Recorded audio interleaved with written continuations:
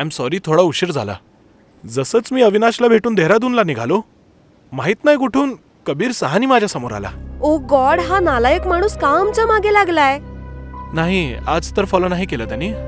ते माझं बॅड लक होतं की तो असा मला तिकडे भेटला. तू घाबरू नकोस नील. आता कुठल्याही संकटाशी सामना करण्याची ताकद आहे माझ्यात. तुम्ही पोटॅटो फार्मला गेल्यात ना? हो, तुला काय वाटतं, ही काय घराच्या बाहेरच जात नाही? तू ज्या बॉटनी रिसर्चर्स बद्दल बोलत होतास ना, त्यामुळे मला माझ्या कॉलेजचे दिवस आठवले बघ. माझ्या बाबांच्या घराच्या अगदी जवळ पोटॅटो फार्म सारख्या मोठमोठ्या जागा होत्या. आम्ही पण तिथे प्लांट्स एकत्र करायला जायचो.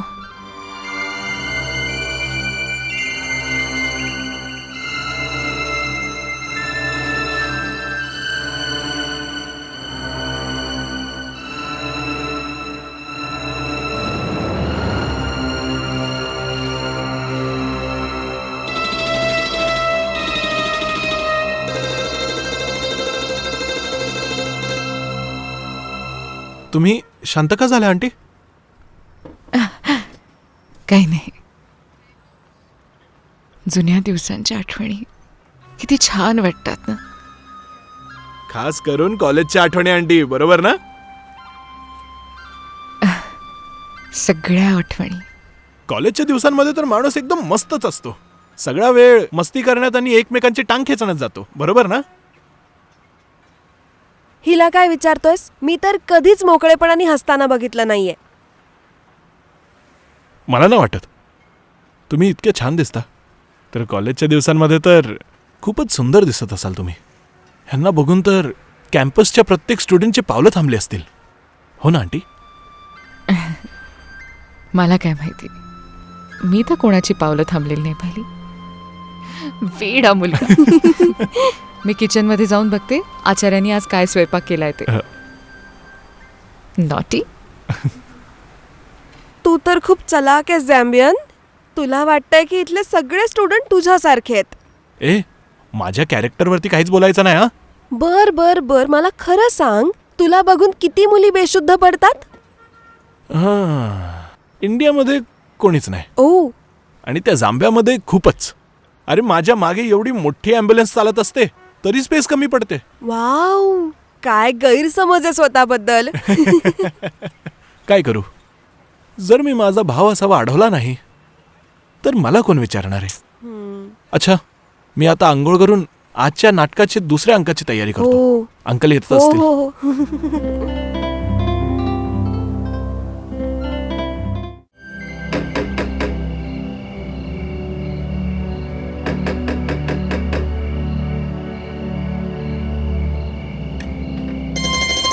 अरे तुम्ही? अंजू बेटा, वाढदिवसाच्या खूप खूप शुभेच्छा.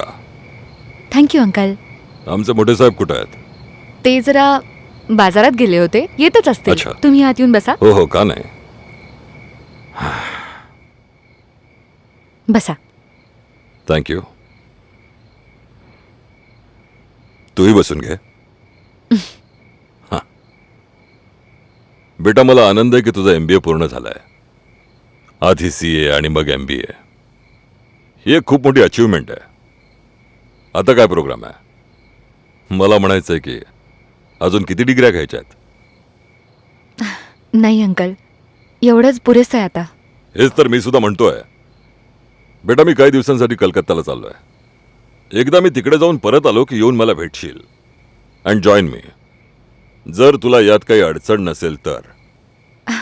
हे तुम्ही काय बोलताय uncle? I shall feel honoured. आधी आपल्या डॅडीला विचारून घे. मला वाटतं आलेत. Good evening sir. तुम्ही इथे येण्याची तसदी का घेतलीत? तुम्ही मला टेलिफोन केला असता तर मी स्वतःच तिकडे आलो असतो. आता अंजूचा वाढदिवस आहे. साहेबांनी तर आम्हाला इन्व्हाइट केलं नाही, तर आम्हीच विचार केला स्वतः जाऊन मुलीला वाढदिवसाच्या शुभेच्छा द्याव्यात. बाळा, यांच्याकरता चहा कॉफी आण. हो डॅडी. आज मी नाही म्हणणार नाही. बेटा, मला एक कप गरम कॉफी देशील आणि लवकर आण, घरी काही पाहुणे आलेले आहेत. ठीक आहे अंकल, मी लगेच बनवून आणते. सर, गौतम साहेबांच्या मुलाखेरीज अजून पण कोणी आलंय का? नाही, तो एकटाच आलेला आहे. चांगलं आहे. नीलच्या येण्यामुळे टेन्शन बरंचसं कमी झालेलं आहे. कमी तर झालंय. खरं टेन्शन तर तेव्हा संपणार आहे जेव्हा बोलणी पक्की होतील. तसं नील आणि शामली आता एकमेकांना चांगलंच ओळखायला लागले आहेत. तर मग गोष्ट तुम्ही पक्कीच समजा. हो कबीर, असं वाटतं तर आहे. पण माहित नाही मला का त्या लफंग्या अविनाशची भीती वाटते.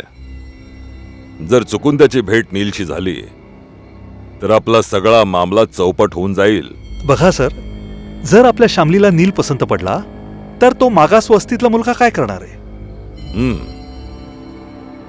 तरी काळजी घेणं खूप गरजेचं आहे. कबीर, तू अविनाशला भेट आणि त्याला समजाव की आमच्या मुलीपासून दूर राहा.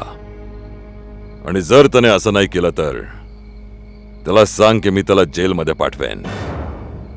त्याच्या आईवडिला नाही भेट आणि त्यांनाही गोष्ट समजाव. आणि जर ते समजलं नाही तर त्यांना परिणामाची कल्पना देऊन ठेव. आपल्याला लवकरात लवकर निर्णय घ्यायला हवा. मला तर वाटतं नील इथे असतानाच आपण सगळं काही करून घ्यायला हवं. सगळं काम एवढ्या लवकर कसं होईल? You just relax. Preliminary work सगळं करून ठेवूया. तसंही नील आत्ता भारतातच आहे ना, आणि जर गरज पडली तर तो परत येऊ शकतो. हो, हे पण ठीक आहे. आपल्याला काही कळत नाहीये ना, म्हणून मी जरा नर्वस झाले. तू इथे बसलीये? तू मोबाईल फोनवर कोणाशी बोलतीयस? अविनाशची.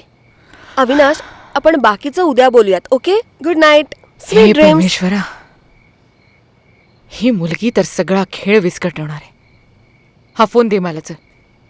नील पण एकदम निष्काळजी झालाय. जर बाबांनी तुला बघितलं ना तर जीव घेतील तुझा. ओ आई, घाबरू नकोस. त्यांची चाहूल लागताच हा मोबाईल अंडरग्राऊंड होऊन जाईल. टंटडॅन. आता सांग, हा उंदरा एवढा मोबाईल दिसतो तरी का? हा, तुला काय बोलायचं होतं? मी काय सांगायला आले होते? बघ, विसरले ना. तुझ्या मोबाईल फोनमुळे विसरले बघ मी. बाबा अजून नाही आले? तेच तर सांगायला आले होते. बाबा अजून कसे नाही आले? एक फोन तर करून बघ त्यांना. तू याच्यावर फोन करणार आहे? बाबांना समजलं तर? की हा मोबाईल फोन आहे. आई, तू सुद्धा किती साधी आहेस. टेलिफोन तर टेलिफोन असतो. यावरून करा किंवा घरातल्या फोनवरून, काही फरक नाही पडत. 1 मिनिट थांब तू.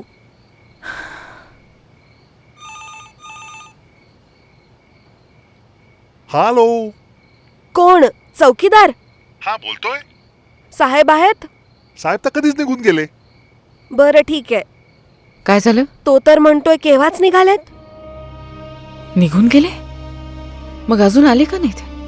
ते लहान मूल आहेत का? एवढी काळजी करतेस? घाबरते बेटा, काय करू? चल आता मी निघतो. आता जे काय करायचंय तुला करायचंय. You'll have to be very careful. मला तर अजूनही कळत नाहीये की तिथे आमचा कोण पाठलाग करत होतं. अविनाश, तुला आता वाईट परिस्थितींचा सामना करण्यासाठी तयार राहायला पाहिजे. असं पण होऊ शकतं की तुम्हाला पळून जाऊन लग्न करावं लागेल.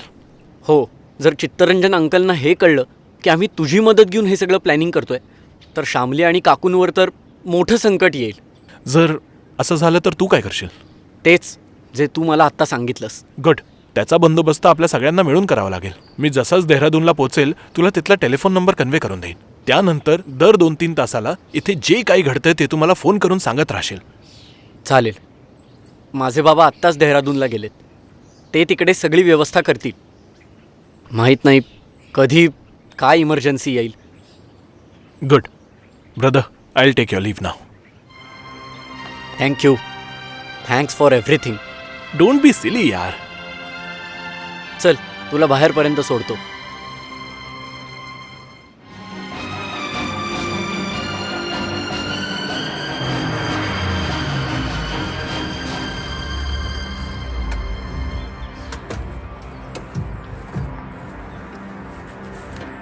अरे कबीर साहेब, तुम्ही?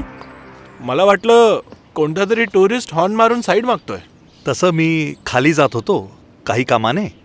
तुम्हाला इतक्या जोरात गाडी चालवताना पाहिलं, मी घाबरलो आणि म्हटलं तुम्हाला विचारावं की काय झालं. काय झालं? एवढ्या जोरात गाडी चालवत होता तुम्ही? मला मुंबईवरून आत्ताच एक फोन आला.